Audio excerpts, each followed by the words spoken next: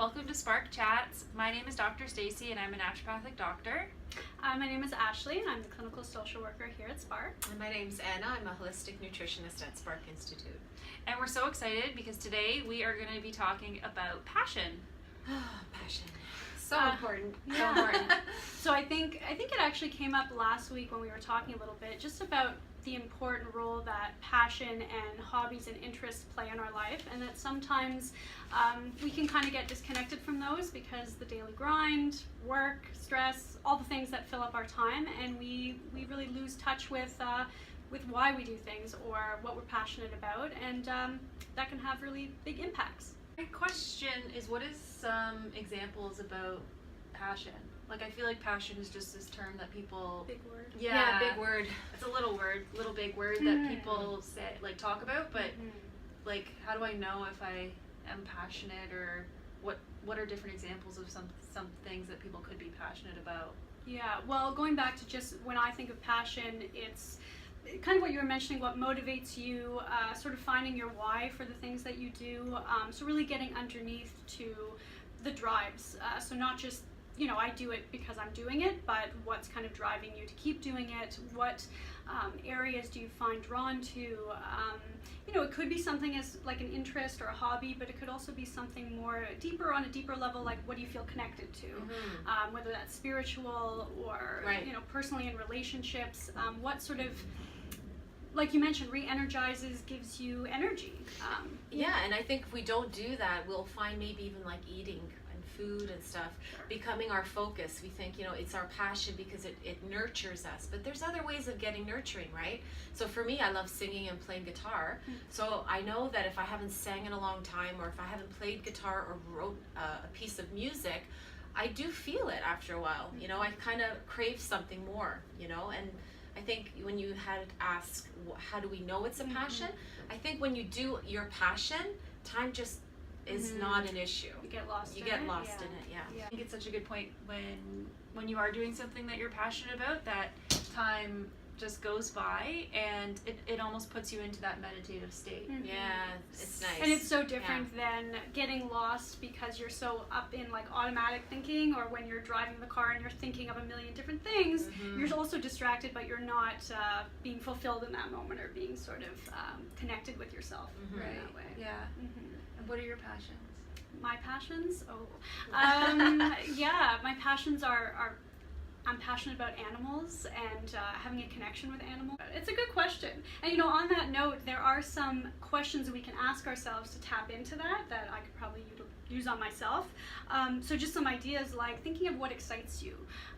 What do you look forward to at the end of a stressful or a busy day? So hanging out with my cat is one of them. Or I had mentioned this in my bio that I really love Seinfeld, so I watch Seinfeld and I do trivia, so and that's nice, kind of that, I guess, is a passion. And what re-energizes you, and what brings you tremendous pleasure or joy. And I think some of us, go through the day and we don't really have a lot of joy, and that's really unfortunate because, what's the point of going through the days? Like, to have joy and to have something connected to, like, what we like doing, I think is fair. Yeah, and I guess kind of on that point, because I think we hear a lot about being passionate about your job or your work, or trying to find a job that really lights you up, Right. which sounds great, but I think sometimes it's harder than it actually seems. Yeah.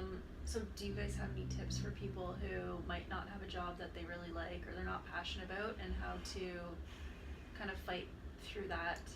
Yeah, I think where that comes in is around what we call work-life balance, because a lot of us aren't, don't have the chance to have a job that is in line exactly with what our passions are. So, what does that mean for our life? Because work takes up a large portion of our time and mental energy. So work-life balance, what does it really mean? When you're not at work, how are you re-energizing yourself? Are you engaging with Very other important. areas of your Yeah. life, not just bringing your work home with you? Yeah, I think you'll always end up hating your work if you don't If you never find get a that break from balance, it, no yeah. matter what it is that you do. But as much as you love what you do, I think if you do too much of it and you don't take a break from it, and you're constant at it, Yeah. you might eventually end up hating it. So Yeah. I think that's a Balance. great key to a successful career, is just having that balance always. And I think what you were saying before around mind, body, and spirit, you really have to be able to recognize that each of those areas are important. So notice Yeah. when you're getting sort of stuck in one, everything is work, or everything is physical health, or everything is diet, and kind of take a step back and bring all the pieces. Well, that's the thing. Like when you go to the doctors, you know something is wrong. Okay, so you have a pain somewhere. You get your results. You see, the blood work's off, or you see an ultrasound result that there's something not right, and you physically see what's wrong. But how do we check Yeah. our spirit, right? It's hard. Like where's the measure in that? So I think joy is one way for sure. Yeah. It's how joyful you are. That's one way, and if you Which is different than happiness. Yes. Yeah. Yeah. Joy, just feeling joyful, just having that in your life, I think is a good way of measuring your health in your spirit, right? Yeah, that's cool. And as we're talking about the role of passion and the importance of it, we can also talk about the impacts of when we're devoid of passion, or when we don't have that, spiritual and enjoyment. So Yeah. what are some of the well, downsides? in terms of how you are devoid of passion, usually that means that you are experiencing more stress in your life. And we know that when somebody's stressed out, it leads to weight gain, more chronic illness, more cardiovascular disease. And a big thing that I try to talk to my patients about is like what we've been saying, is trying to find things in your life that take you away from that stress. So trying to find that passion.